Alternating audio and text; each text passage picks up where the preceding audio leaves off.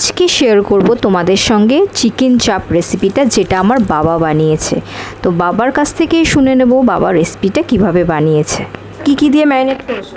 মাংসটা প্রথমে চিকেনটা ধুয়ে নেওয়া হলো, ধুয়ে তার মধ্যে লঙ্কা, কাশ্মীরি লঙ্কার গুঁড়ো, এমনি লাল লঙ্কার গুঁড়ো, পেঁয়াজ বাটা, আদা বাটা, রসুন বাটা, ছাতু একটু রোস্ট করে দেওয়া হয়েছে। তার মধ্যে দেওয়া হয়েছে সামান্য ধনে গুঁড়ো, সামান্য জিরে গুঁড়ো, আর জায়ফল, জয়ত্রী আর স্টার অ্যানিস, আর তার মধ্যে নুন দেওয়া হয়েছে। দিয়ে এটাকে ভালো করে ম্যারিনেট করে রেখেছিলাম প্রায় 4-5 ঘন্টা। প্রায় 4-5 ঘন্টা এটা ম্যারিনেট করাই হয়েছে। আর এর মধ্যে কেওড়া জল, গোলাপ জল দেওয়া হয়েছে। এরপর এবার কি করব?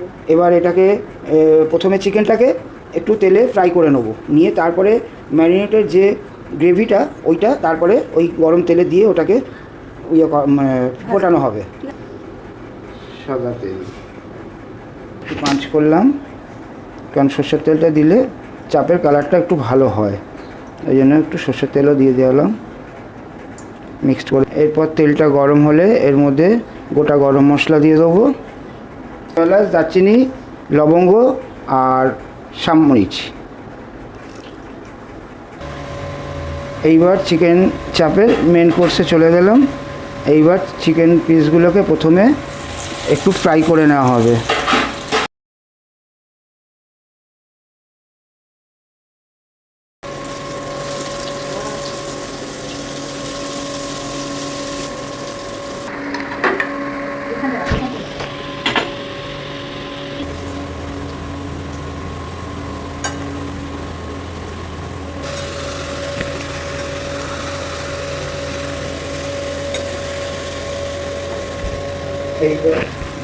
এইবার যে মশলাটা মাখানো হয়েছিল গ্রেভিটা, এইবার এটা দিয়ে দিচ্ছি।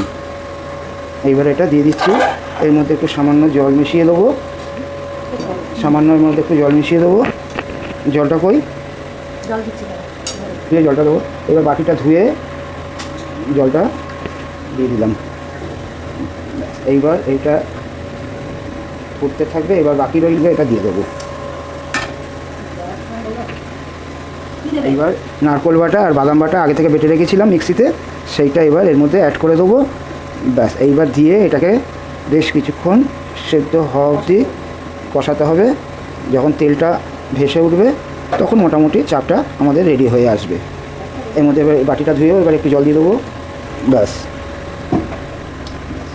এইবার চাপ তৈরির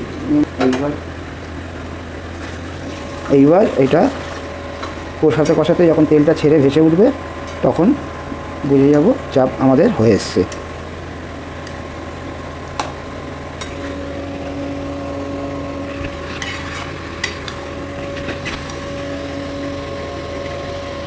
খুব সাদা লাগছে, এরপরে এটা পুরো টকটকে লাল হয়ে যাবে, কারণ যেহেতু এর মধ্যে নারকেল আর বাদামটা দেওয়া হয়েছে সেই কারণে এটা এখন আছে। এবার এর মধ্যে এবার গোলমরিচের গুঁড়ো দিয়ে দিলাম। ব্যাস, একটু চিনি ছড়িয়ে দিলাম। সেটা যে যেরকম খায়, কেউ মিষ্টি খায় কেউ খায় না, তবে আমরা একটু মিষ্টি আমাদের ভালো লাগে, তাই আমরা একটু মিষ্টি খাই, এই জন্য একটু চিনি দিলাম। আর এবার এর মধ্যে একটু নুন অ্যাড করে দেবো। ব্যাস, পরে লাগলে আবার আমরা নুনটাকে আবার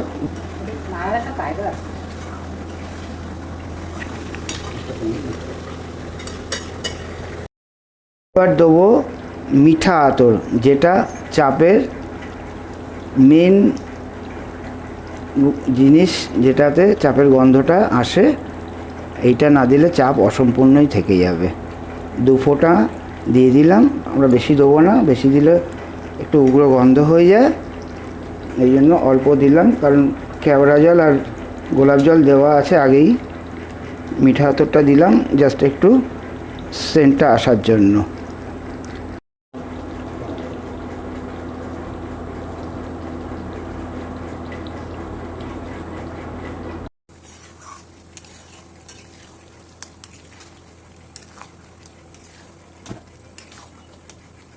যে শেষ মশলাটা বাকি ছিল সেটা হচ্ছে শাহি গরম মশলা, এইটা দিলাম। ব্যাস, এইটা দিলাম। এইবার মোটামুটি হয়ে এসেছে, আর 5-7 মিনিট ফুটিয়ে এটাকে নামিয়ে নেওয়া হবে।